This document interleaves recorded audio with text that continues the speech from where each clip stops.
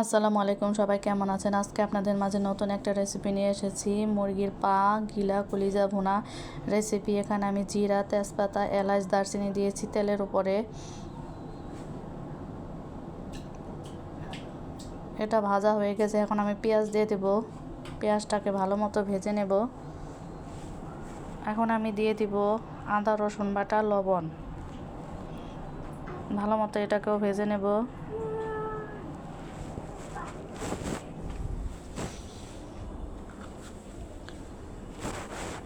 ভালো মতো ভাজা শেষ, এখন আমি পানি দিয়ে দেব। এখন আমি হলুদ, মরিচ, ধনিয়া দিয়ে দেব। মশলাটাকে ভালো মতো কষাবো তেল ওঠা পর্যন্ত।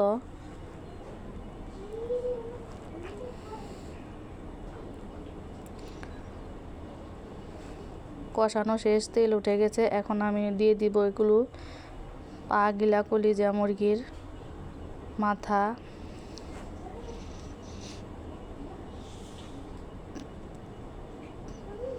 আমি ভালো মতো কষিয়ে নেব। একটু পানি দিয়ে দিয়েছি কষানোর জন্য। আমার কষানো শেষ, এখন আমি পানি দিয়ে দিব।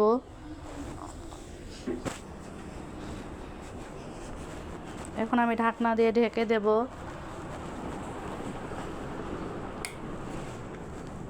তরকারিটা বলক উঠে গেছে, এখন আমি আবার ঢেকে দেব।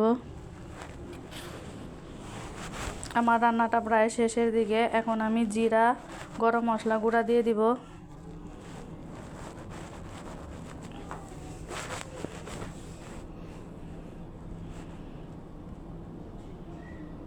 তো আমার ভুনাটা রেডি।